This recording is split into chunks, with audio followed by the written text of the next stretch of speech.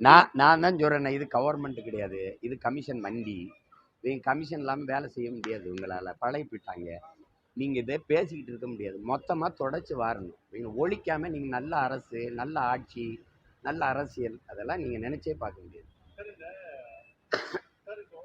நான் ஒன்று கேட்குறேன், நீங்கள் என்ன பண்ணிட்டீங்கன்னு உங்களை வரவேற்க கரும்பு அப்படியே தோரணம் கட்டி வாழை அப்படி தாரோட கொண்டாந்து கட்டி என்ன பண்ணிட்டிய? பல 1000 ஏக்கர், பல 100 ஏக்கர், பல 10 ஏக்கர், 20 ஏக்கரை வெட்டி வாழை கரும்பை கட்டி நீ போக என் சனம் சோறு வடித்த தண்ணி ஆறா ஓடிச்சுங்கிறான். சிப்பிலேருந்து தானே முத்தெடுத்த, கரும்பு கண்ணல் அந்த மொழியிலேருந்து முத்தெடுத்தாங்கிற. நான் அவ்வளோ பெரிய பாரம்பரியம் மிக்க ஒரு இனத்தை இந்த வாழைத்தாருக்கு இந்த கரும்பு தட்டைக்கு நீ அல்லால விடுறா பாரு. எங்களை மானங்கட்ட கூட்டமாக மாற்றின தவிர எனக்கு அந்த கூட்டம் நடந்துக்கிட்டு இருக்கும்போதே ஓடியாந்து இந்த வாழைத்தாரை அறுக்கிறதையும் கரும்பை பிக்கிறது பார்க்குறீங்களா இல்லையா? ஒரு தன்மானமிக்க ஒரு தமிழ் மகன் உனக்கு தூக்கம் வருமா அந்த காட்சியை பார்த்துட்டு? என் இனத்தை இப்படி பரதேசி கூட்டமாக நிறுத்திட்டீங்களான்னு கோவம் வருதா வரல? வரல. அப்புறம்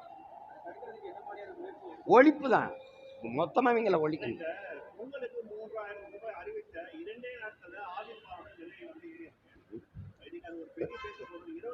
சரி, காசை எங்கேருந்து எடுக்கிறது? நீங்கள் 3000 கொடுக்குறாருன்றீங்க. நீங்கள் ஒன்றும் சேர சோழ பாண்டிய வம்சாவளியில் இல்லை, பரம்பரை சொத்தை வித்துட்டு எங்களுக்கு கொடுக்கறதுக்கு. ஒன்று சொத்து வரி ஏற்றுவிய, இல்லைன்னா மின் கட்டண உயர்வு ஏற்றுவிய, இல்லைன்னா பேருந்து கட்டண உயர்வு, இல்லைன்னா பாட்டிலுக்கு 10 ரூபா கூட வாங்குவீங்க. இப்போ இந்த மாதிரி நீங்கள் சொல்கிற மாதிரி பால் விலையை ஏற்ற வேண்டியதுதான். உங்களுக்கு என்ன வேறு எங்கேருந்து எடுப்பீங்க சொல்லுங்கள்? 10 லட்சம் கோடி கடன் ஆயிடுச்சு, 80,000 கோடி, லட்சம் கோடிக்கிட்ட வட்டியே தொட போகிறோம். யார் கேட்டது எங்களுக்கு பொங்கலுக்கு 3000 கொடுத்துருங்க?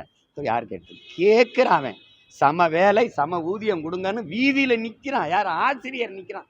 அறிவை போதிக்கிற அறிவு கருவறையில் இருக்கக்கூடிய ஆசிரியர் பெருமக்கள் வீதியில் நிற்கிறான். அன்னைக்கு கொரோனா வரும்போது தேவதைகளாக தெரிஞ்சாங்க இந்த சேவை பெண்கள், செவிலியர்கள். இன்னைக்கு தேவையில்லாமல் வீதியில் நிற்கிறாங்க. அவங்க கேட்டு போராடுறாங்க, அவங்களுக்கு கொடுக்க மாட்டேங்கிறீங்க. எங்கள் அம்மா என் தங்கச்சியெல்லாம் மாதம் 1000 ரூபா கொடுங்கன்னு வீதிக்கு வந்தாங்களா? நீங்கள் சொல்லுங்கள். உரிமை தொகை கொடுங்க நீங்கள் வந்தாங்களா? ஏன் கொடுக்குறீங்க? 950 கோடி இழக்கிறீங்க மாதத்துக்கு. தம்பி, நீங்கள் 3000 கொடுக்குறீங்க, 3000. ஆனால் ஒரு ஆள் ஒரு குடும்ப அட்டைக்கு 2 லட்சம் ரூபா கடன் இருக்கு. 3000 எனக்கு கொடுக்குறீங்க, ஆனால் 2 லட்சம் ரூபாய் எங்கள் அம்மா மேலே கடன் இருக்கு. அப்புறம்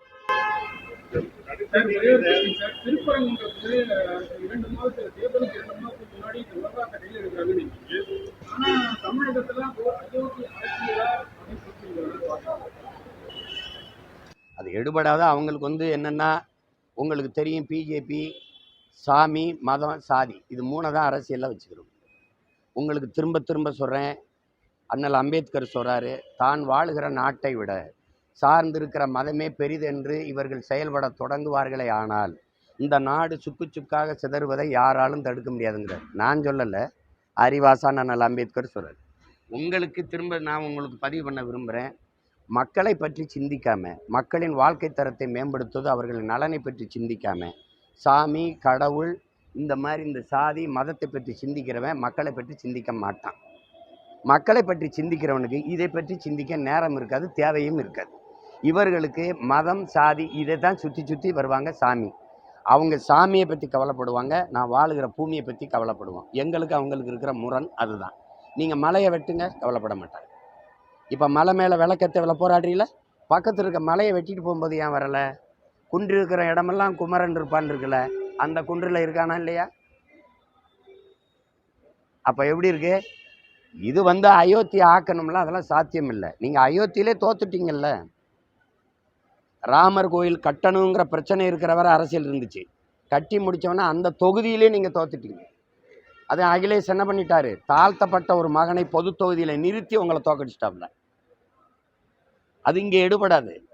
ஏன்னா இது ஏன்னு கேளுங்க, தமிழ் சமூகம் அறிவு சமூகம். என்னதான் இருந்தாலும் அது யோசிக்கும், சிந்திக்கும், இது எதுக்காக கொண்டு வரப்படுதுன்னு சிந்திக்கும். அதனால அது இங்கே எடுபடாது. அது அயோத்தி அரசியல் இங்கே செய்ய முடியாது.